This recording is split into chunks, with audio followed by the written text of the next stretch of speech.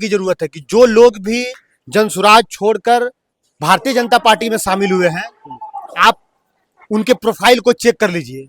उनकी पॉलिटिकल पहचान जनसुराज से है।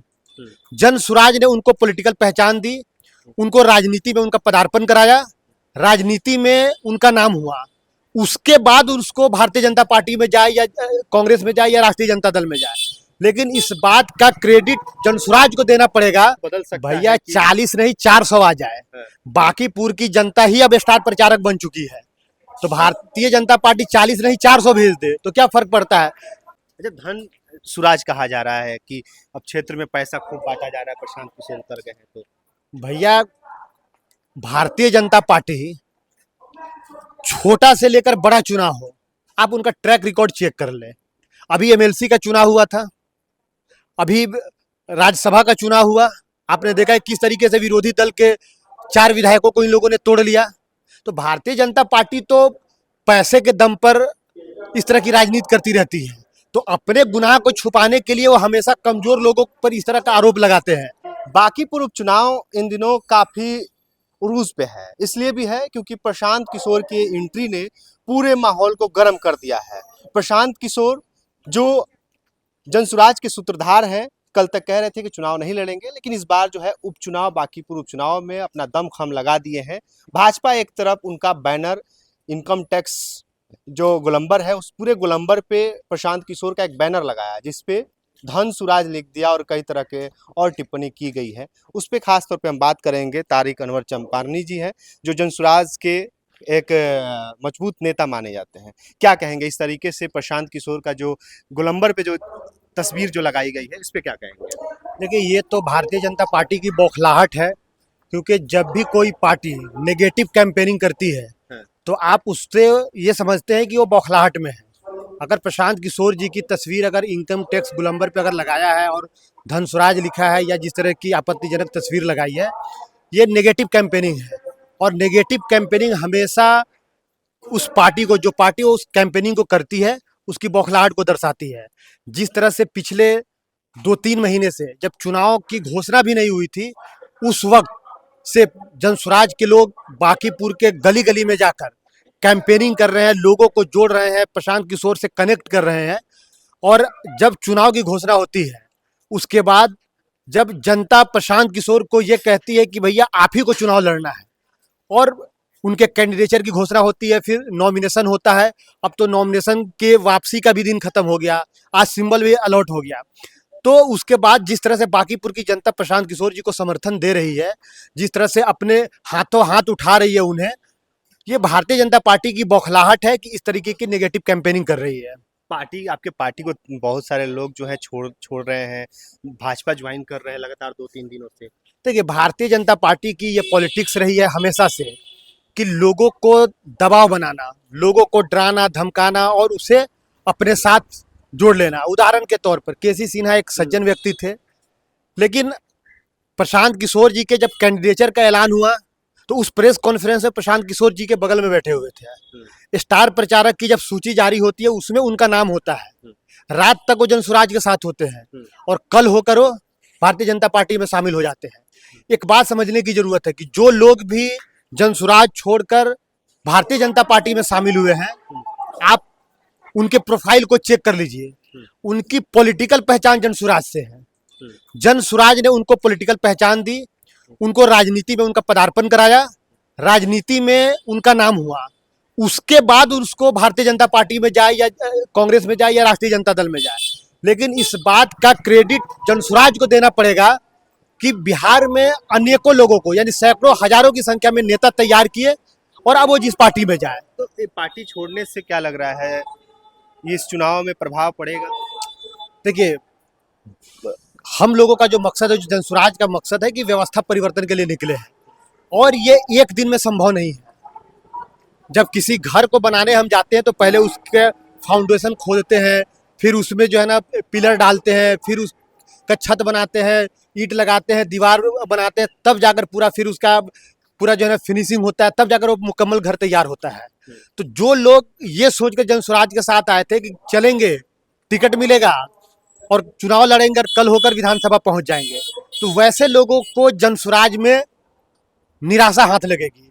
और जो लोग अभी भी इस सोच के साथ है उनको जल्द से जल्द अपना सही ठिकाना ढूंढ लेना चाहिए, क्योंकि जन सुराज उन लोगों के लिए है जो सही सोच, सही लोग और सामूहिक प्रयास और निरंतर प्रयास के लिए यहाँ पर आए हुए हैं। क्या नहीं लग रहा है प्रशांत किशोर अकेले हैं और भाजपा के 40 ब्रांड प्रचारक जो है वो जमीन पर उतरने वाले हैं? क्या माहौल बदल सकता भैया है कि 40 नहीं 400 आ जाए, बाकीपुर की जनता ही अब स्टार प्रचारक बन चुकी है। तो भारतीय जनता पार्टी 40 नहीं 400 भेज दे तो क्या फर्क पड़ता है। बाकीपुर की 4 लाख जो मतदाता है वह प्रशांत किशोर के लिए स्टार प्रचारक है। तो इसमें डरने वाली और घबराने वाली कोई बात नहीं है। अच्छा, धन सुराज कहा जा रहा है कि अब क्षेत्र में पैसा खूब बांटा जा रहा है, प्रशांत किशोर उतर गए हैं तो? भैया भारतीय जनता पार्टी छोटा से लेकर बड़ा चुनाव हो, आप उनका ट्रैक रिकॉर्ड चेक कर ले। अभी एमएलसी का चुनाव हुआ था, अभी राज्यसभा का चुनाव हुआ, आपने देखा है किस तरीके से विरोधी दल के 4 विधायकों को इन लोगों ने तोड़ लिया। तो भारतीय जनता पार्टी तो पैसे के दम पर इस तरह की राजनीति करती रहती है। तो अपने गुनाह को छुपाने के लिए वो हमेशा कमजोर लोगों पर इस तरह का आरोप लगाते हैं। तो जन सुराज सही लोग, सही सोच, सामूहिक प्रयास के तहत जो है ना निरंतर काम कर रहा है। अब लोगों को जिस तरह का आरोप लगाना है लगाए, लेकिन सच्चाई यही है कि बाकीपुर की जनता ने इस बार ठान लिया है कि बाकीपुर में 35 साल की जो लीगेसी है भारतीय जनता पार्टी की, उसको तोड़ना है और प्रशांत किशोर जी को सदन पहुंचाना है। आप लोग तो लगातार क्षेत्र में घूम रहे हैं, जनता का क्या रुझान दिख रहा है? मैं तो नेता के साथ घूमता हूं, मैं पार्टी का वर्कर हूं, पार्टी का स्पोक्स पर्सन हूं। तो मैं जो बातें कहूंगा आपको लगेगा कि पार्टी के नजरिए से बोल रहे हैं, लेकिन आप भी पिछले 1 घंटे से हमारे साथ हैं। आप खुद जो है ना नोटिस कर रहे होंगे, ऑब्जर्व कर रहे होंगे कि बाकीपुर की जनता ने क्या तय किया है। एक एक लोग से जब आप मिलिए, सब लोग कह रहे हैं कि बाकीपुर की गलियों में नाली की स्थिति कितनी खराब है। अभी आप देखिए यहाँ पर पानी लगा हुआ, यहाँ पे सड़क जो है ना नहीं बनी हुई है। पिछले 4 महीने से महिलाओं को वृद्धा पेंशन नहीं मिला। कितना हो हल्ला प्रशांत किशोर जी पिछले 3-4 महीने से जब हल्ला कर रहे थे, तब जाकर 2 महीने का भेजा, 2 महीने का अभी भी बाकी है। 6 महीने से ट्रेजरी बंद है। आप बाकीपुर के किसी भी स्लम इलाके में चले जाए, वहां पर नशा को किस तरह से प्रमोट किया गया है। आप पीर बहुर थाना चले जाए, पटना का बाकीपुर का जो पीर बहुर थाना है, पीर बहुर थाना के सामने अभी भी आपको छोटे छोटे बच्चे सूखा नशा करते हुए मिल जाएंगे। तो बाकीपुर को पिछले 35 सालों में इस तरह से बनाया गया है कि छोटे बच्चे नशा कर रहे हैं, जो थोड़े से एडल्ट है वो पूरी तरीके से क्राइम में जो है ना यहाँ पर इन्वॉल्व है। आप देखिए बंटी यादव की हत्या हो गई। 3-4 दिन पहले बंटी यादव नाम के एक युवक ने सेक्स रैकेट को रोकने के लिए जो आंदोलन किया था, जो उसका विरोध किया था, उस बंटी यादव को लोग यहाँ से पकड़ कर ले जाते, अपहरण करके ले जाते हैं। पुलिस 2 दिन का समय देती है, लेकिन उस बंटी यादव का लाश कहाँ मिलता है? अथमल गोला में मिलता है। पत्थर से सिर को कूच कर उसको मार दिया जाता है। तो इस तरह की हालात जो है ना बिहार में हो रखी है। और बिहार की जनता जो बाकीपुर की जनता सिर्फ बाकीपुर के लिए वोट नहीं कर रही है, बल्कि बाकीपुर की जनता पूरे बिहार को एक दिशा देने के लिए वोट कर रही है। क्योंकि बाकीपुर जो ये विधानसभा है, बिहार के सबसे प्रबुद्ध लोग यहाँ रहते हैं। यहाँ से जो मैंडेट जाएगा वो पूरे बिहार के लिए मैंडेट होगा।